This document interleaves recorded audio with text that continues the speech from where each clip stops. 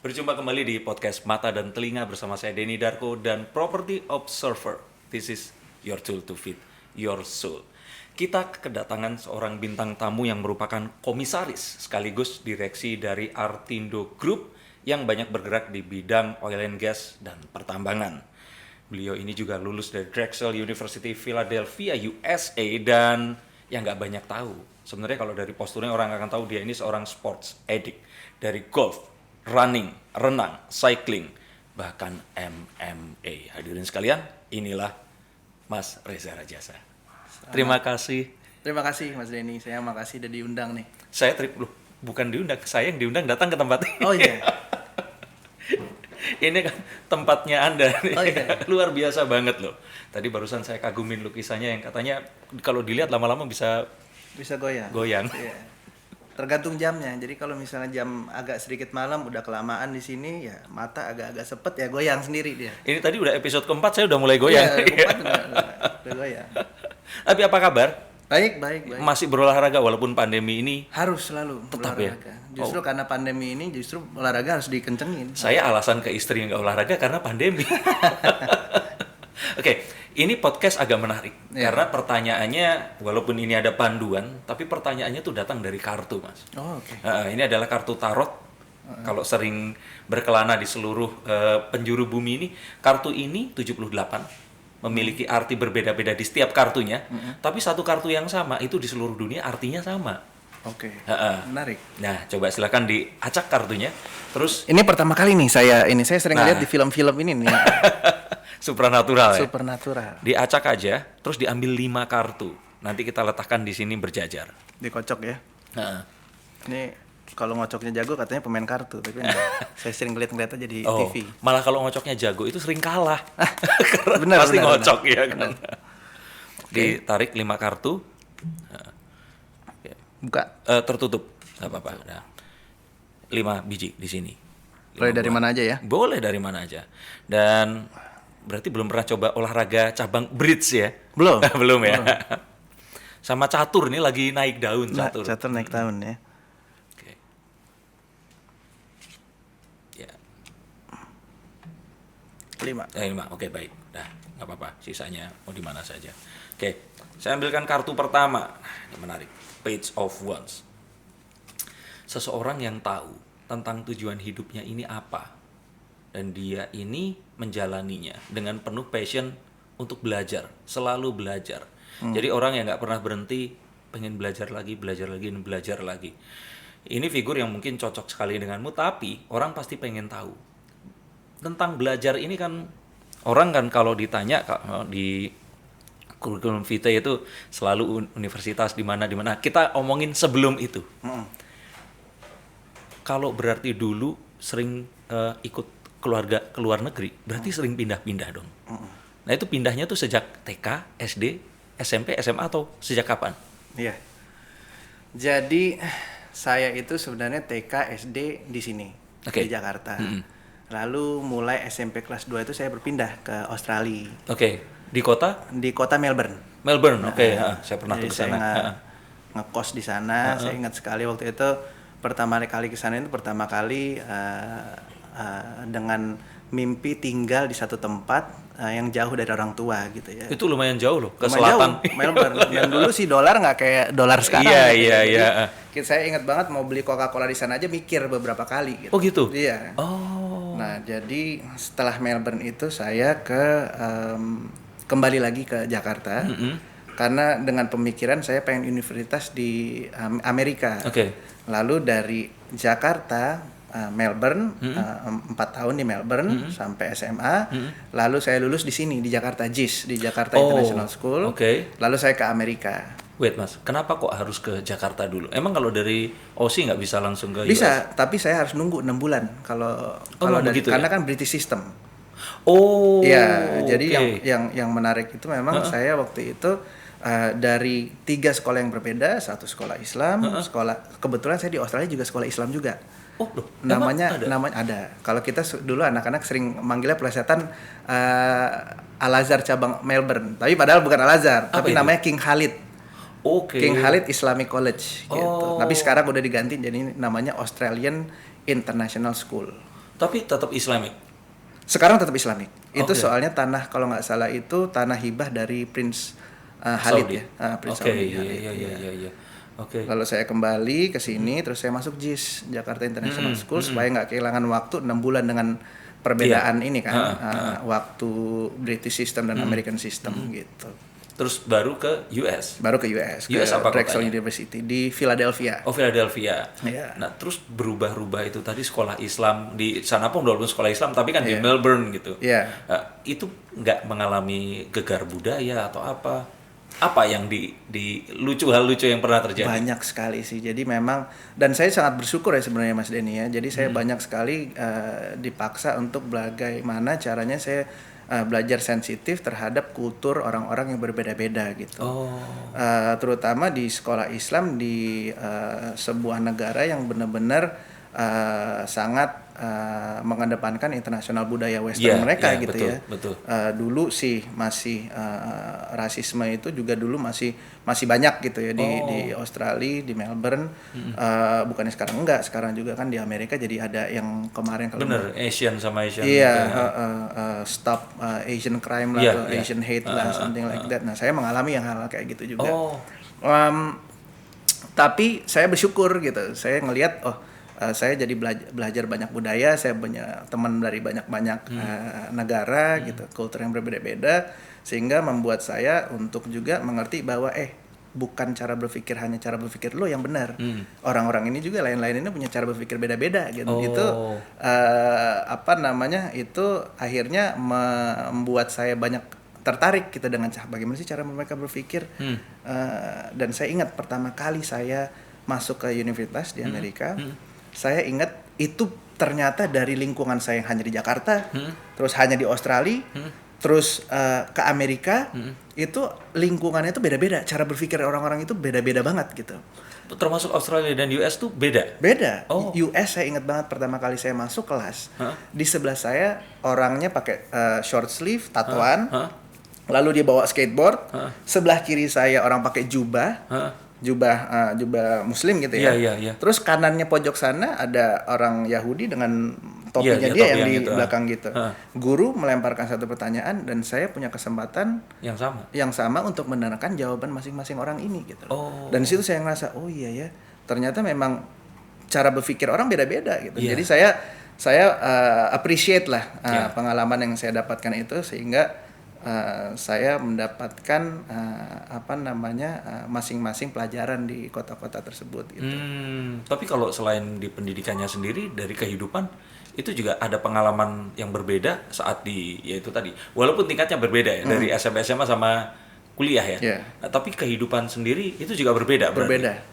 Malah kalau di Amerika saya ingat zaman kuliah saya sering sakit. Karena kalau winter itu minus 40 derajat kalau di Philadelphia. Di Melbourne nggak terlalu, di Jakarta satu hal yang saya nggak pernah terbiasa sebenarnya macetnya kalau di Jakarta. Cuman sekarang ya karena pandemi nggak terlalu macet ya gitu. Akhirnya kita malah sepedaan gitu kan. Iya bener. Tapi ya ada beberapa hal yang tapi satu hal yang selalu saya suka adalah makanan masing-masing tempat gitu. Jadi saya nggak pernah lupa. Walaupun di US dan Australian itu beda ya? Beda. Jadi kalau terutama waktu di Australia saya banyak teman-teman yang Greek ya, orang orang Greece. Jadi dia makanan itu yogurt gitu. Sebentar, itu di sekolah Muslim orang sekolah Greek? Muslim, ya orang Greek. Oke. Iya makanya, jadi ada orang Lebanon, ada orang Yaman, ada orang Greece, terus ada orang Australia sendiri. Saya pikir Greek nggak ada yang Muslim. Saya juga pikir gitu sampai saya ke sana kan gitu. Oke. Ada orang ini gitu. Nah balik lagi, yogurt itu maksudnya dia makan itu sebagai makanan. Jadi di kantin kita dulu itu banyak makanan dari macam-macam. Dari Lebanon ada pizza, Lebanese pizza, terus ada salad pakai yogurt gitu-gitulah. Jadi makanan itu lama-lama saya biasa gitu makannya. Yaudah akhirnya ini. Jadi sampai sekarang pun saya dikasih makanan apa aja alhamdulillah sih bisa makan gitu. Karena terdidik dari situ tadi ya. Nah, tapi pas balik ke Indonesia pun itu tadi malah nggak dijadikan. Biasanya nih either dua nih orang kembali dari luar, dia ke sini terus marah-marah tentang keadaan di Indonesia, atau kalau enggak ya dia malah bersyukur karena ya itu tadi setelah dia ngerasain itu tadi tetap enakan di kampung gitu. Jadi lebih yang kemana, Mas Reza? Ya seperti mungkin ya seperti layaknya orang yang baru keluar dari luar negeri gitu ya. Pertama saya juga pas balik ke sini juga punya sisi idealisme itu gitu. Kenapa sih nggak kayak gini? Kenapa sih nggak kayak gitu? Kenapa sih ini begini? Gitu. Itu berapa lama? Lumayan lama saya. Saya adjusting agak lama, 3 tahun 4 tahun mungkin ya. Apa yang dilakukan, Mas? Nah 3 tahun 4 tahun itu saya begitu kembali ke ke Indonesia, saya kerja di perusahaan TBK di sini hampir 3-4 tahun, tapi alhamdulillah saya banyak melahirkan gebrakan-gebrakan bagi perusahaan tersebut. Bagaimana caranya mempunyai growth tertentu gitu. Cuman idealisme itu kadang-kadang tabrakan sama namanya realisme kan, realitas. Betul. Gitu. Nah itu yang secara cepat saya juga harus belajar bagaimana caranya kita bisa keluar dari idealisme tersebut sehingga kita menyocokkannya dengan realitas kehidupan gitu. Nggak mungkin juga misalnya kita, di Australia nggak macet ya, di Amerika nggak macet kok di sini macet.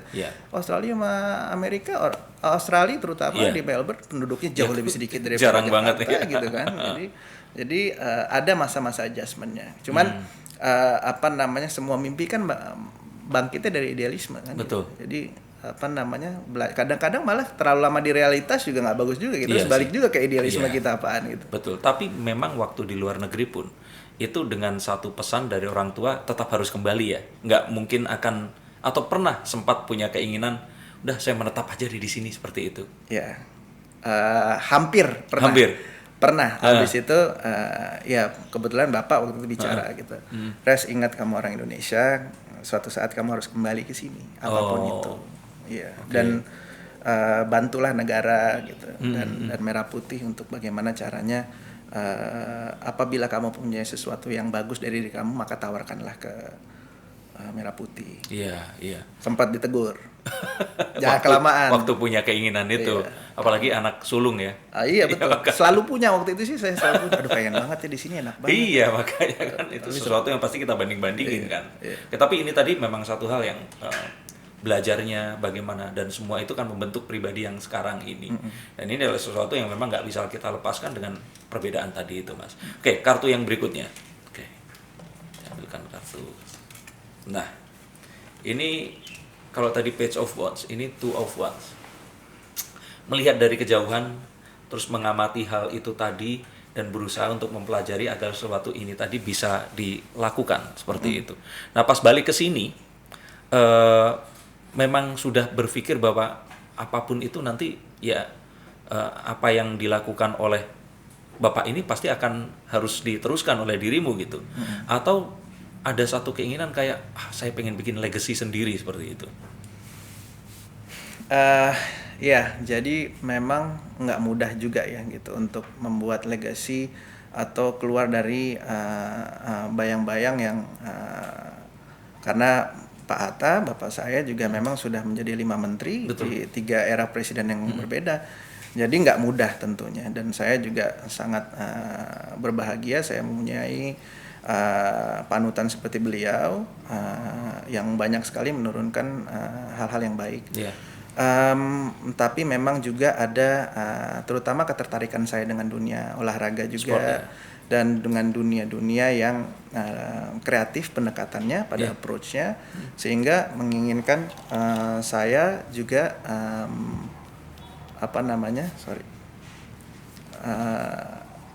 akhirnya mencoba dengan nilai-nilai yang sama, value-value yang sama dengan apa yang dia punya, apa yang sudah diturunkan dan membukanya di jalan lain gitu.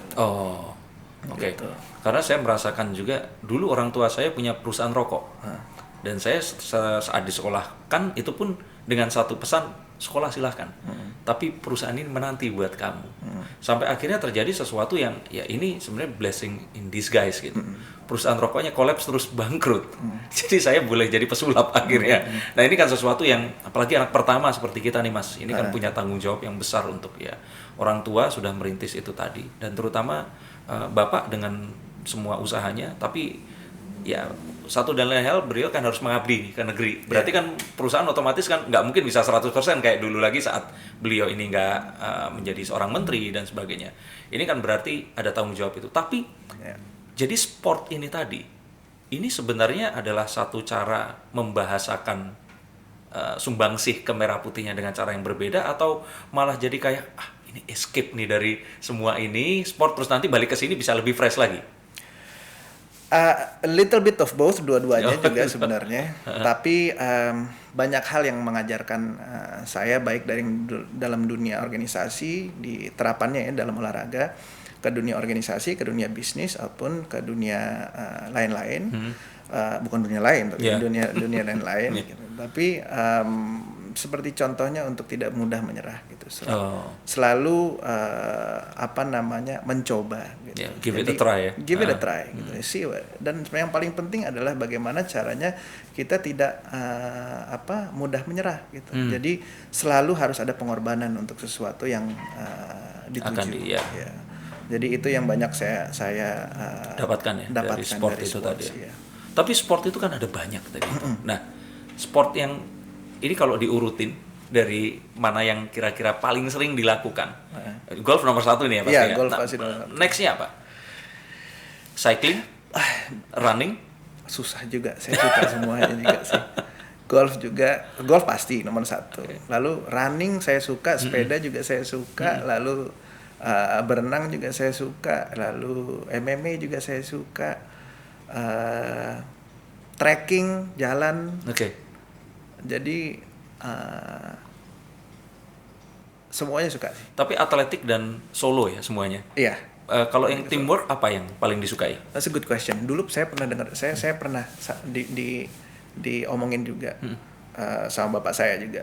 Kamu perhatiin nggak? Kamu tuh bagus dalam olahraga individual. Iya.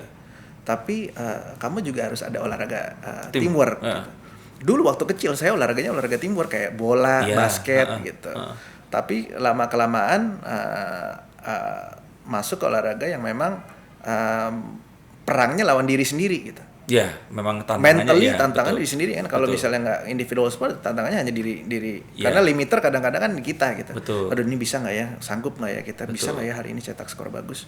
Nah, kadang-kadang itu yang membuat saya lebih banyak belajar gitu. Jadi banyak orang bilang the hardest battle to win is the battle that you have within. Iya, betul. Nah, jadi mungkin dalam hal yang kecil, dalam ruang lingkup yang kecil, saya mikir kalau saya bisa battle menang lawan diri sendiri dan menyelesaikan tugas saya dalam arti apapun dalam sport, makanya itu mungkin sesuatu yang bagus gitu. Dan ini lebih cocok dengan bisnis ya sebenarnya, mentality ini tadi. Yes, mentality itu juga bagus dengan bisnis, banyak belajar. Dan juga jangan mudah menyerah, dan juga bagaimana caranya menyelesaikan sesuatu yang kita sudah mulai. Betul. Intinya kan kalau bisnis pun kan jangan lihat ke kompetitor kita. Kompetitor utama ya sebenarnya diri kita ini. Gimana cara kita mengeksplor semaksimal mungkin dari ini tadi. Cuman emang ini menarik dengan semua tadi yang saya katakan itu. Tapi kalau Bapak sendiri itu nggak into sport ya? Atau ada sportnya juga? Wah, dia sport juga. Sport banget ya? Sport banget. Justru sekarang makanya kita ngobrol ini, saya lagi mikir ke belakang, kapan dia nggak nonton sport? Justru jangan-jangan nih saya mikir nih saya sempat mikir juga sih sebelumnya, jangan-jangan saya suka semua sportnya karena dia emang suka, pencinta olahraga kan, ini selalu nonton. Dari kecil nggak sengaja ini tadi. Iya, nggak sengaja ngerekam. Nah, dia kan judo black belt juga sih. Iya, betul. Jadi orang kan jarang nonton judo kan. Kalau di ini saya dari kecil nonton judo. Iya. Ini apa serunya judo itu? Jadi mungkin jadi piting-pitingan seperti itu. Piting-pitingan. Jadi mungkin keingat gitu. Jadi dari kecil dia semua dia nontonin. Bola dia nonton, judo dia nonton, balap dia nonton.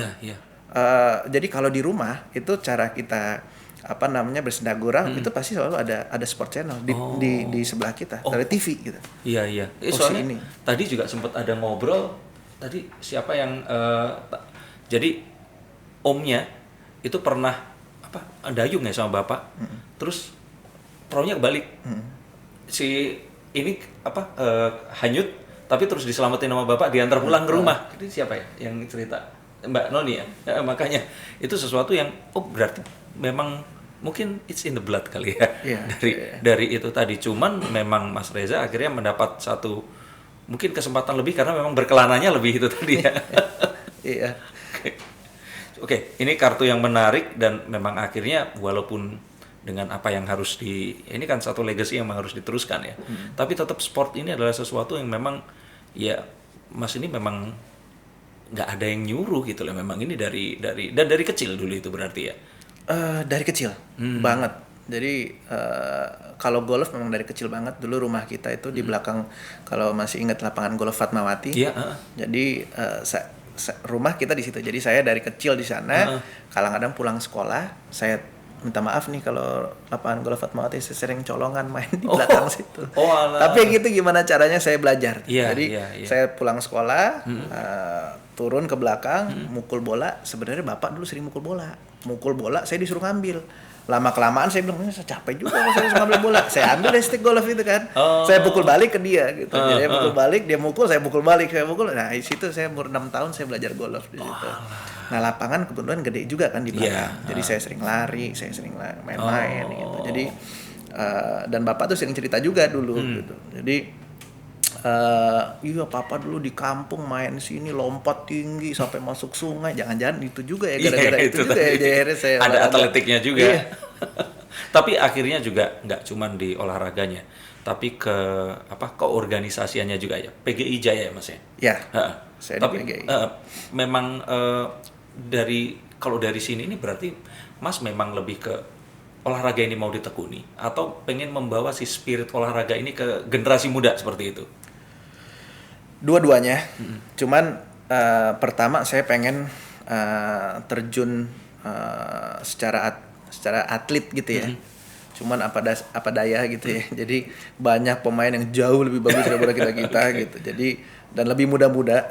Jadi akhirnya tapi juga nggak ngurungin niat saya untuk give back to the community melalui olahraga golf juga. Jadi saya berpikiran bagaimana caranya kita harus dalam ruang lingkup kita yang kecil ini bisa berbuat sesuatu di dunia golf.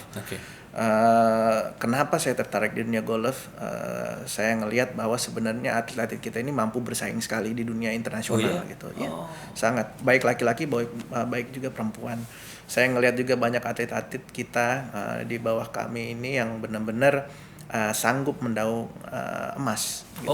Nah, SEA Games DKI kemarin itu 4 atlet dari kita dari DKI. PON kita sabet 2012 2016 kita sabet seluruh emas golf. Jadi dengan nilai yang fantastis juga gitu. Nah, jadi sebenarnya golf kita ini sebenarnya layak sekali untuk diekspor bahkan internasional. Memang sekarang pertanyaannya berikutnya yang menarik adalah infrastruktur untuk mencapai ke internasional tersebut punya nggak kita?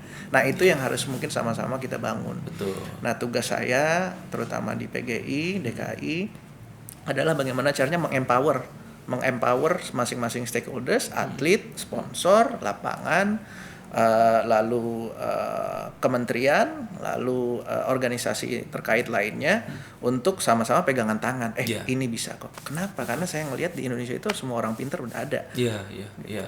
Cuman kalau Mas ini lagi anget nih Mas.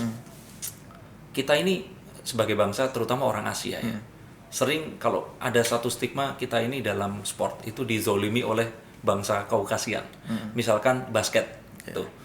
Bola sebesar itu terus gimana cara kita megang? Itu ring juga ditaruh setinggi itu, ini kompetitifnya kan jadi ya kan postur kita kan sebenarnya postur orang Indonesia kebanyakan seperti kita nih ya. Nah, terus sempat ada satu ini mungkin rumor ya. Saya waktu itu dikasih tahu, Dan tahu nggak kenapa kok bola pingpong yang tadinya warnanya itu putih sekarang jadi kuning? Jadi katanya ada satu penelitian yang mana kalau warna putih itu somehow orang-orang Asia Timur, Chinese, Korean dan sebagainya itu tuh mereka pupilnya bergerak lebih cepat menangkap itu sehingga mereka kalau main lebih jago. Nah, mengetahui itu, federasi itu terus mengubah warnanya jadi kuning biar lebih fair seperti itu. Nah, tapi kalau untuk golf sendiri, itu ada nggak sih kalau secara postur kita ini dirugikan atau kalau orang-orang Caucasian itu lebih diuntungkan atau itu fair semua? Misalkan dari panjang sticknya itu kan pasti sama kan? Ya. Atau boleh Boleh, diperpendek? yang ada adalah batasan maksimal panjangnya berapa. Cuma batasan minimal juga ada. Cuman ada gap di situ. Maksudnya boleh. Jadi itu sesuatu yang boleh dimainkan. Menarik soalnya tadi Mas Denny juga ngomong bagaimana kita bisa nggak sebenarnya bersaing? Sangat bisa. Makanya itu bedanya individual sport dengan team sport. Iya, iya. Ada juga individual yang sangat mengandalkan kemampuan fisik atlet. Betul. Ada juga kemampuan yang daya konsentrasi, fokus dan kemampuan berpikir. Ada juga bridge, chess, catur dan lain-lain. Nah, golf adalah perpaduan antara kedua-duanya. Dua itu tadi, betul. Tapi paling penting adalah bagaimana mengalahkan diri sendiri dan bagaimana mengalahkan saat yang terpenting pada saat permainan adalah lapangan golf itu. Jadi bagaimana kita memukul paling sedikit ke dalam lubang. Iya. Jadi mencari perfect lah gitu. Nah itu kan sebuah pencarian tuh perfect gitu kan. Betul. Nah itu kadang-kadang apalagi kalau dengan perempuan ya, ladies ya. Kalau tinggi kita, tingginya anak-anak pemain ladiesnya Indonesia ini sama tingginya sama pemain Thailand, sama Singapura, Malaysia, India. Betul. Nah kalau laki-laki beda. Kalau laki-laki mereka memang yang bule-bule lebih gede. Betul. Nggak usah bule-bule deh Mas. India aja sekarang udah bisa buka kunci resep rahasia bagaimana caranya membuat badan atlet-atlet mereka jauh lebih tinggi dalam waktu 6 tahun. Oh ya? Iya, itu yang namanya sport science. Sekarang ini lebih dekat lagi kan, kita Indonesia juga harus mengunlock apa itu yang ada tuh sport science itu seperti apa sih gitu. Betul. Dan karena kan tadi saya bilang hangat itu karena mengingat yang barusan ini kan bulu tangkis Indonesia nih. Apakah itu betul atau itu di orchestrated sehingga kita akhirnya nggak boleh mengikuti. Tapi kan kita nggak mau ngobrol itu nih. Cuman maksudnya kan bangsa Asia ini kayak kalau wong Jawa bilang itu popok bawang gitu, kayak ikut boleh tapi nggak akan menang gitu loh. Makanya tadi ternyata golf enggak ya. Itu kita punya kesempatan yang sama. Kita punya kesempatan yang sama. Cuman saya sepakat juga, saya setuju juga bahwa kadang-kadang ya kita emang kadang-kadang dipandang sebelah mata juga. Jadi bolehlah kita marah sama BWF kemarin itu. Kok atlet kita kayak gitu. Cuman marahnya terukur. Dan proses kita juga diplomasi kita juga harus jalan. Dan itu sudah dilakukan sebenarnya. Nggak apa-apa masuk ke sedikit karena itu menarik bagi saya juga. Soalnya saya juga di bidang olahraga yang sama, di bidang olahraga juga, dan juga kadang-kadang kalau kita ngelihat peraturannya, kadang-kadang itu dibuat abu-abu gitu. Ada yang peraturan yang boleh membiarkan atlet itu atlet tuan rumah berada di posisi lebih dekat ke tempat acara ketimbang bukan tuan rumah. Keberpihakan. Nah, itu ada yang seperti kayak gitu. Jadi kita harus pandai-pandai juga, harus cerdas-cerdas juga menyikapinya. Jadi memang menjadi atlet itu nggak mudah gitu. Betul nggak seperti yang dipikir orang, apalagi di Indonesia ini kan untuk jadi atlet itu biasanya mereka pasti mikir panjang karena nanti kesejahteraannya seperti apa Mas, seperti itu. Betul. Berarti perannya pentingnya organisasi ada di situ juga. Oke, pertanyaannya, pernah hole in one berapa kali? Sayangnya saya belum pernah. Belum pernah sama sekali. Saya pengen banget sih, kepengen banget. Tapi mendekati itu berapa pukulan? Pernah sering kalau mendekati, kalau hampir masuk sih sering banget gitu sering. Cuman belum pernah hoki aja. Karena kan susah sekali kan itu kan. Iya, makanya itu ada elemen hoki juga ya. Ada elemen hoki. Malah kalau saya bilang sih lebih banyak hokinya ya. Iya, daripada kita milih stick yang mana atau power pukulannya segimana gitu. Saya malah punya teman, dia pukul bolanya kena pohon dulu masuk ke lubang, hole in one juga. Oh, itu tetap dihitung hole in one? Dihitung hole in one. Dia pukul bolanya agak ke kanan, kena pohon, masuk ke lubang, hole in one. Malah saya kebanyakan lihat teman-teman yang kayak gitu. Disebut hoki karena kalau dia suruh ngulang lagi belum tentu langsung bisa. Iya, betul. Oke, kartu berikutnya menarik. Mau syuting, baru beres banget survei lokasi, panas banget di luar. Sekarang saya mau pakai face recharger dari Dr. Series.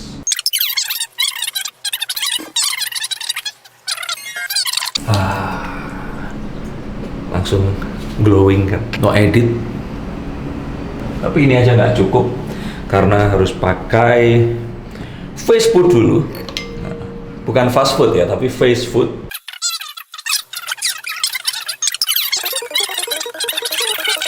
Dan yang terakhir, karena di luar kondisinya pasti akan terik banget, kita nggak tahu kondisi kulit kita terjaga atau enggak, kita akan pakai face shield. Jadi face shield nggak untuk pas COVID aja, tapi face shield adalah satu rangkaian dari Dr. Series juga. Genderless, ageless, all skin type. Nah, sekarang saya sudah siap untuk syuting lagi dan semuanya jadi lebih glowing karena ada 3 langkah simple. Karena Dr. Series ini adalah satu rangkaian yang ditujukan untuk semua pria dan wanita. He, she, me. Pakai kayak saya. Lagi di sini, nah ada the Four of Cups. Four of Cups ini seperti sebuah tawaran, sebuah offering yang memang akhirnya karena satu dan lain hal ini kayak disimpan dulu, dan disimpan lagi. Nah, tetap kalau tadi Mas Reza katakan ya namanya nggak bisa dipisahkan dari sosok figur Bapak di sini. Nah, kalau Bapak dulu waktu seusia Mas Reza ini sudah masuk ke politik atau belum?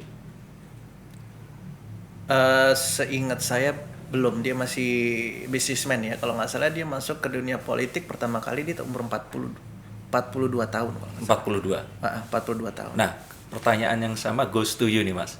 Mau politik atau enggak? Itu saya belum memikirkan ke arah sana. Nah, ini kartu ini tentang itu tuh. Itu orang dikasih kayak nggak sekarang deh, seperti itu. Tapi kalau dilihat dari ini dan usia sudah mulai mendekati kan ini kan. Yeah. Nah, berarti kan kalau mengikuti path-nya harusnya sudah mulai kan sekarang ini. Yeah. Tapi belum ya? Belum berpikiran sama sekali ke sana. Ini karena sport atau karena apa yang akhirnya terdistract untuk itu? Mungkin bukan menjadi distract juga. Cuma saya berpikiran politik itu mungkin sebagai salah satu jalur untuk mensejahterakan masyarakatnya. Betul. Tentunya kan ya. Dan ada jalur-jalur lain kalau menurut saya. Bagaimana caranya mensejahterakan masyarakat juga melalui sport, melalui musik, melalui art. Oke. Ada yang bilang bangsa yang besar itu adalah bangsa yang budayanya besar. Betul. Ada yang bangsa dia tahu sendiri terhadap seni budaya bangsanya. Gitu. Yeah. Lalu apa yang kita lakukan tentang seni budaya untuk bangsa tersebut. Jadi pahlawan tanpa tanda jasa itu bukan hanya di bidang-bidang tertentu, banyak sekali gitu. Jadi mungkin dalam dunia kecil saya pada posisi sekarang ini berkiprah di apa yang saya bisa dan saya sangat tahu, mungkin for now cukup. Oke. Cuman kita nggak tahu juga kan, sekarang dunia sekarang tuh berubah, shifting gitu. Yeah. Politik juga identik dengan kekuasaan, Yeah. gitu ya. Dan politik juga identik dengan proses pengambilan keputusan juga. Betul. Nah, bagaimana caranya hal-hal tersebut itu bisa behind the scene dan juga bukan berarti dalam dunia olahraga nggak ada juga hal-hal tersebut, ada gitu. Tapi proses memakmurkan atlet kan juga bisa dilihat sebagai effort yang sama, sebagai effort yang sama gitu dalam dunia kecil dan dalam ruang lingkup yang lebih kecil. Betul. Nah, berbicara tentang tadi ini belum disinggung ke sana nih, karena dari tadi kan sport, tapi seni dan budaya. Mas Reza punya ketertarikan ke arah sana? Sangat. Oke. Ketertarikannya lebih ke ada satu wacana yang tapi ini mungkin lebih ke sifatnya itu kita memajukan perbedaan kita yang ya dari setiap daerah kan punya seni yang berbeda, atau lebih kayak re-engineer itu sehingga seperti kita tuh nggak pernah kebayang loh Mas kalau pop culture-nya Korea itu kan ini kalau dibilang multi-million dollars bisnis itu memang beneran apa adanya, bahkan katanya ini ya dengan semua ini orang bule aja sampai tergila-gila ke situ itu kan berarti, dan itu kan nggak kebetulan gitu. Itu di engineer untuk seperti itu. Mas tertariknya ke arah situ atau ke yang lebih tradisional tadi?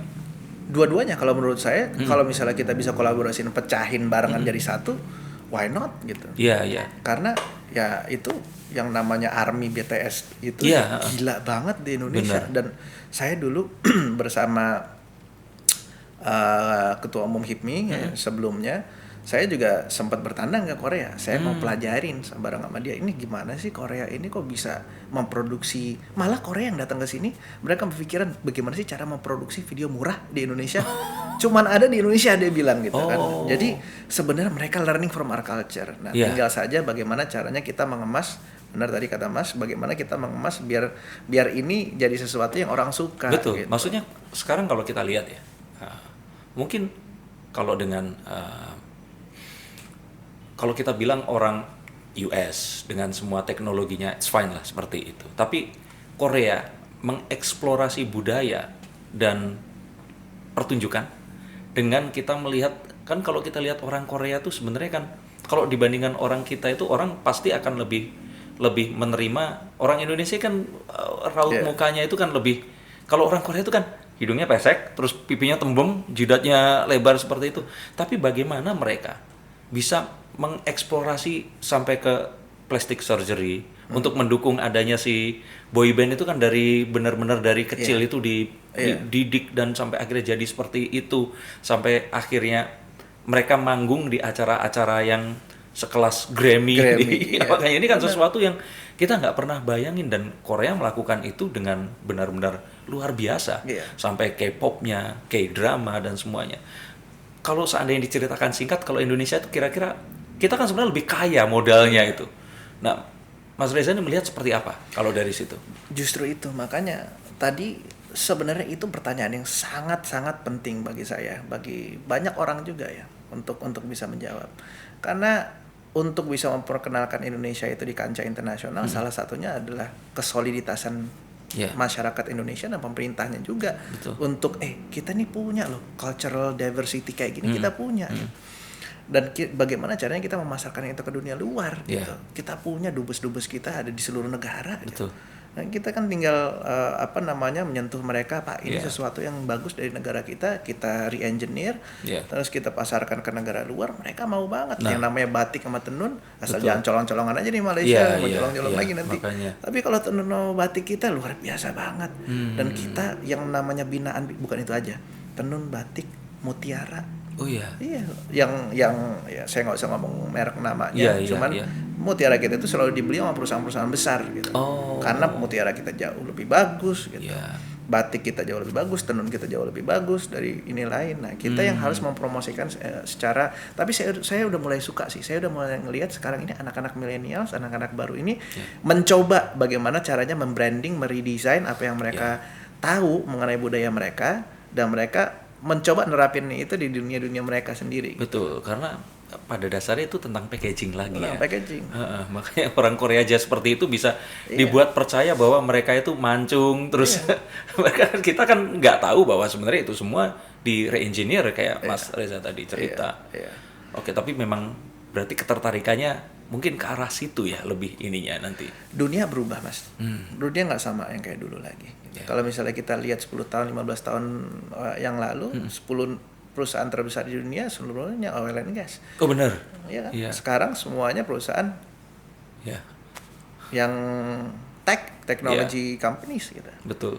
Dulu mana ada Instagram, sekarang kita ngelihat tiba-tiba anak-anak lagi main sepeda terus goyang-goyang sendiri, saya ngapain ya? TikTok lebih kan, it's a different world now gitu kan. Ya kita harus mengedukasi like what we're doing right now. Sekarang apa yang kita lakukan podcast. Itu is a changing, dan mereka berubah secepat itu gitu. Benar. Nah, jadi kita juga harus mampu beradaptasi. Saya selalu diajarin sama bapak saya, tahu nggak kamu dulu dinosaurus itu hewan yang luar biasa. Pada zamannya dia nguasain di dunia. Tapi kok punah segitu aja. Karena dia nggak punya kemampuan untuk, saya ingat selalu bapak saya ngomong gitu. Jadi dia nggak punya kemampuan untuk beradaptasi. Nah, orang yang kuat dan orang yang bisa menjadi pemenang adalah orang yang dengan gampang beradaptasi, tentunya dengan konotasi yang positif. Nah, itu juga yang harus kita lakukan. Bagaimana melihat peluang ke depan, bagaimana juga melihat hal-hal yang kreatif. It's a creative world now.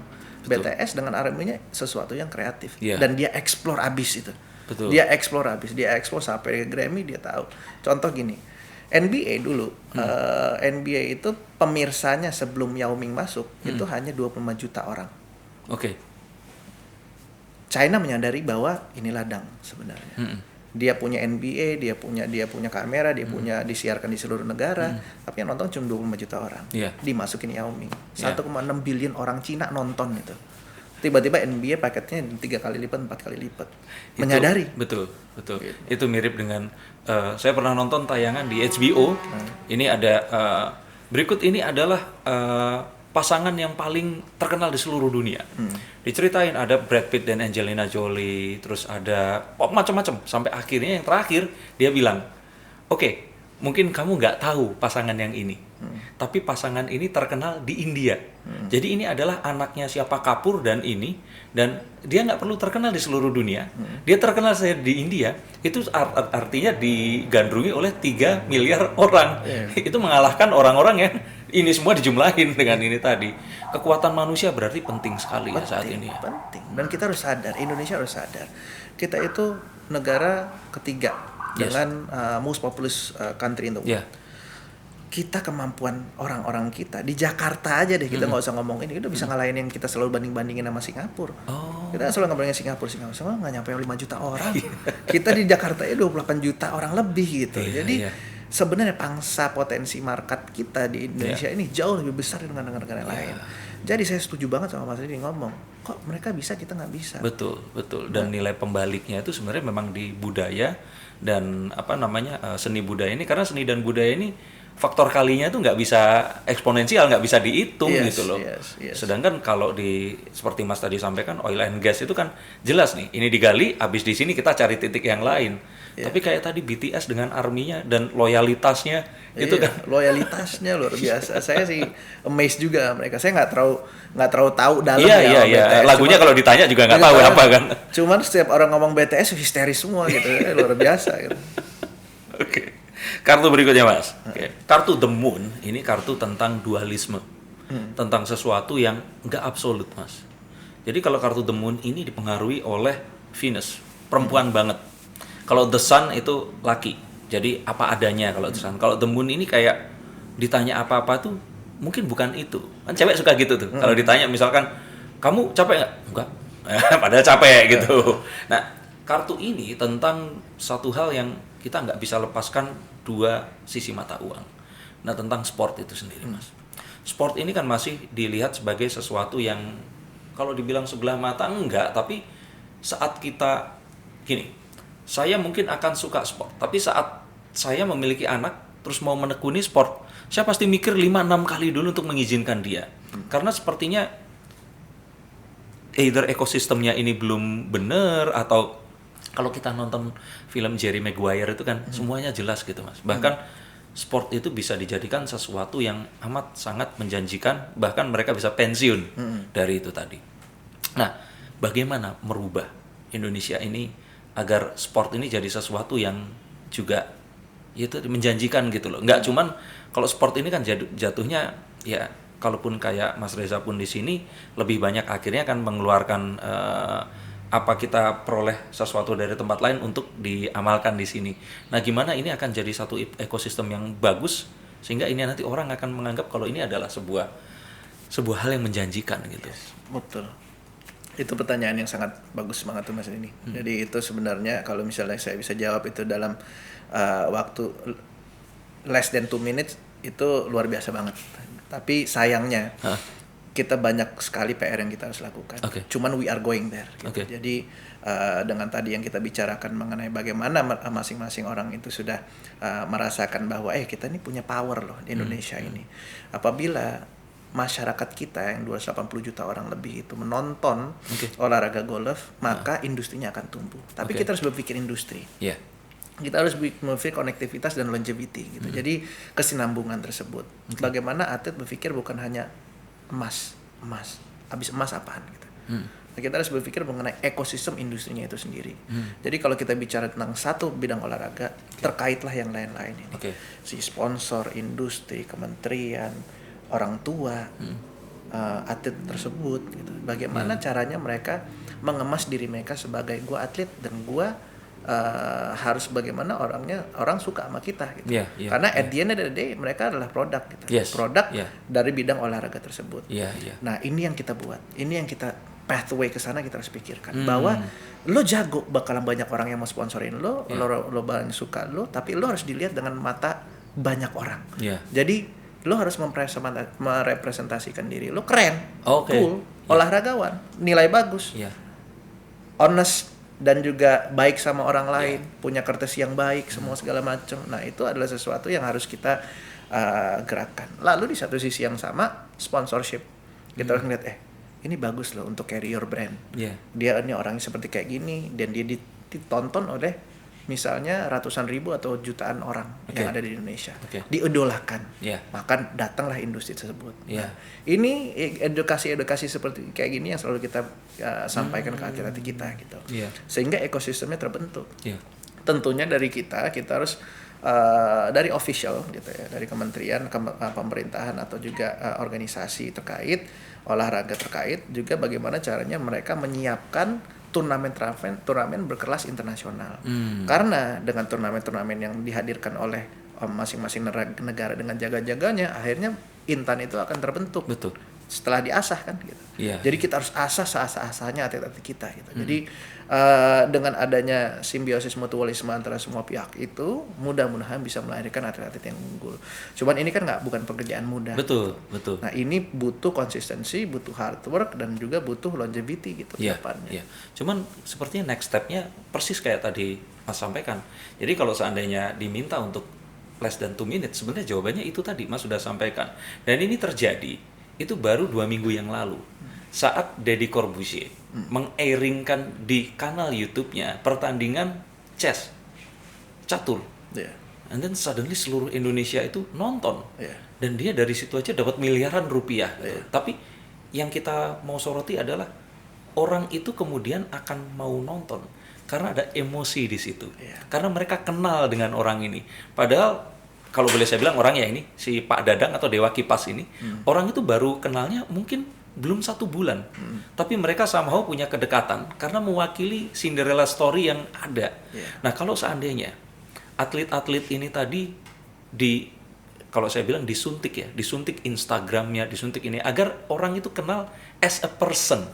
Jadi bukan hanya sebagai mesin olahraga penghasil emas, tapi sebagai person yang, dia ini juga jatuh cinta, punya pasangan, punya anak, punya ini. Kalau itu bisa diangkat, saya pikir sih itu akan mendrive orang-orang untuk, kebayang lah kalau saya pernah dengar dulu itu ada satu drama Korea namanya Endless Love kalau nggak salah. Endless Love, Itu ada satu jalanan kecil, itu cuman ada pohon, di mana setelah film itu tayang di seluruh dunia, tempat itu jadi objek wisata. Hanya gara-gara di situ akhirnya setelah berbelas episode 2 pasangan ini akhirnya ketemu gitu. Nah, akhirnya kan dijualin tentang emosi. Nah, apakah mungkin olahraga ini dengan emosi itu tadi di mix sehingga orang ini jadi mau nonton kayak kejadian si catur itu tadi gitu? Setuju, sangat mungkin. Jadi saya sepakat banget gitu. Malah saya pengen nanti ngundang Mas Denny nanti berikutnya untuk bicara ke atlet-atlet. Karena itu penting bagi mereka. Bagaimana caranya mereka rebranding, memposisikan diri mereka.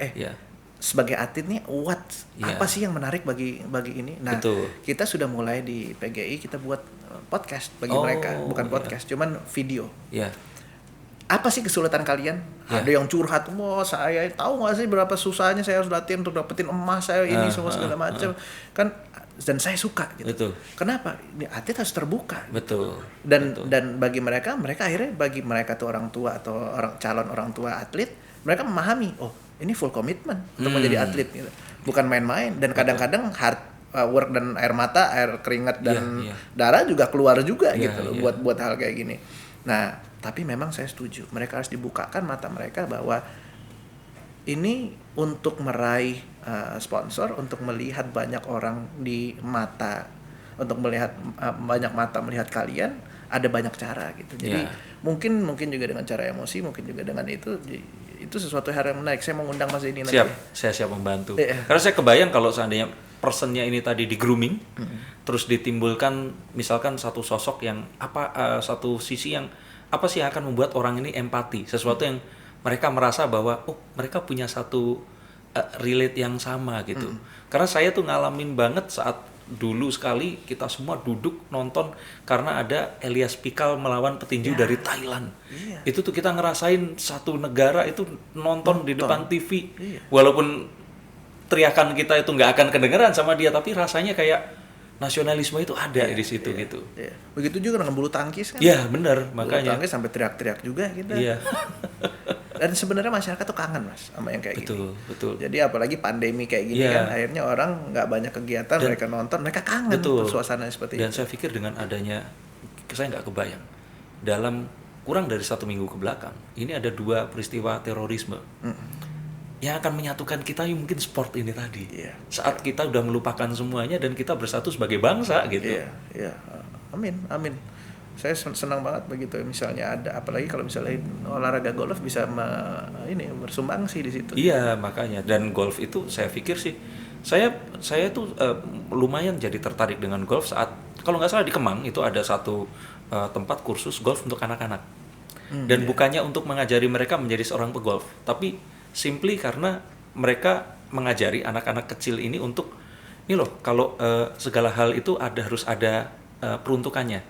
Jadi kayak, mukul kalau jarak segini pakai stick yang ini dan sebagainya. Setelah selesai ini diatur seperti apa. Jadi pas pulang, mereka itu mainan itu akan ditaruh, habis main. Jadi mereka order jadinya gitu. Nah, dan ini jadi sesuatu yang orang kalau dulu mengidentikan golf dengan olahraga untuk orang kaya, sebenarnya enggak gitu. Iya. Betul. Kan relatif. Iya. Kalau misalnya kita bicara cabur-cabur lain, itu alat-alatnya mahal. Iya, lebih mahal ya. Gitu, kan? Tapi mau gimana serius kita dengan olahraga ini. Betul. Nah, jadi kalau saya sepakat banget tadi Mas Denny bilang, anak-anak ini sebenarnya kalau bermain golf banyak sekali akan diajarkan tentang value-value kehidupan. Karena yang dilawan adalah diri tadi sendiri kan. Gitu. Jadi bagaimana kita nggak boleh cheating, bolanya masuk ke semak-semak, kita nggak boleh ambil bola baru terus taruh di situ, gitu kan nggak bisa juga gitu. Terus kita ngomong kita dapat pukulan par, kita nggak boleh ngomong birdie, nggak boleh ngomong yang lain. Jadi banyak sekali anak-anak itu diajarkan. Dan bagaimana order tadi Mas Denny bilang, karena nggak gampang gitu. Kadang-kadang kita aduh males deh, aduh nggak kuat nih olahraga ini, kok susah banget sih mainnya gitu. Karena kan golf adalah salah satu olahraga yang susah karena bolanya diem, kita harus mukul gitu kan. Banyak faktor yang lain-lain yang mesti diperhitungkan. Iya. Bola dikejar, udah deket dipukul. Iya, bola dikejar, udah dipukul. Oke, kartu terakhir Mas. Ini seru nih kayaknya. Ini yang terakhir berarti saya akan bahas tentang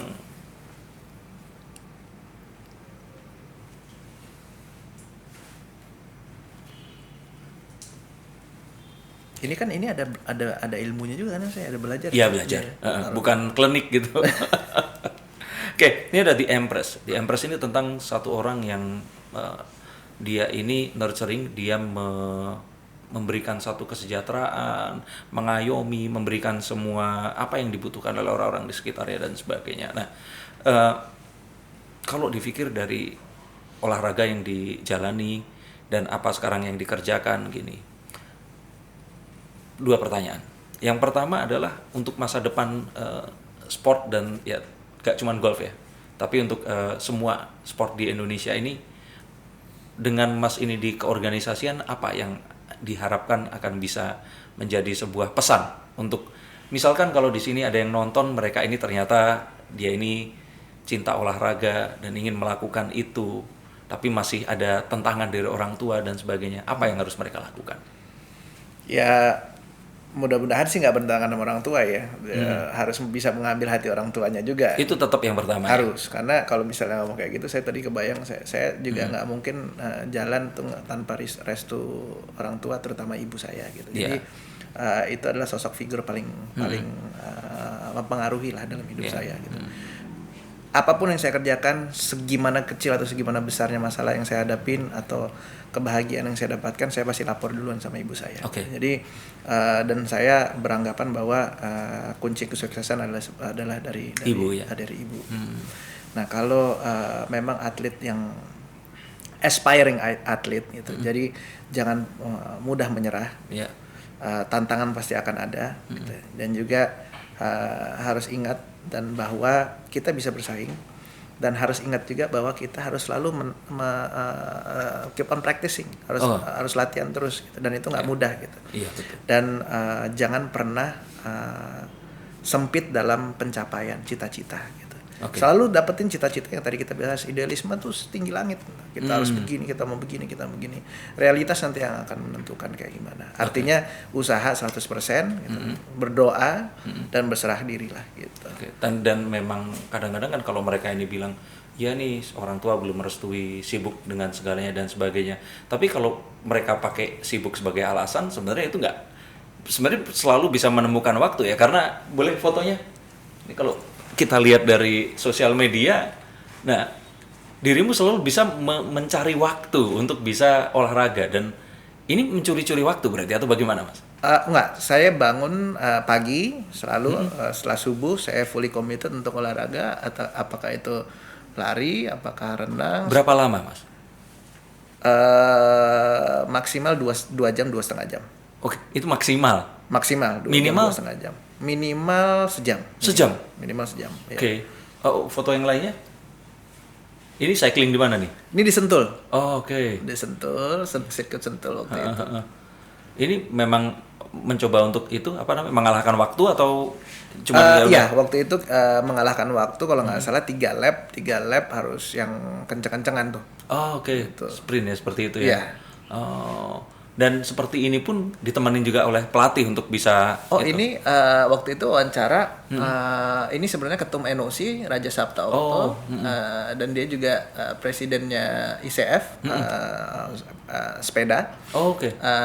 Waktu itu saya di interview cabur golf kok sepedaan gitu. Oh, oke. Dan memang sepeda juga pada saat itu kita harus banyak berkaca, karena sepeda dulu waktu ini pada saat ini ya, awal-awalnya sepeda lagi digandrungin banget tuh. Yes, akhirnya kan sekarang golf yang digandrungin betul banget kan sekarang gitu. Jadi mudah-mudahan kedepannya selalu banyak golf baru di Indonesia, karena kita ini harus dilihat juga. Mas Denny saya ngajak Mas Denny nanti jalan-jalan muter ke lapangan-lapangan golf Indonesia, top keren.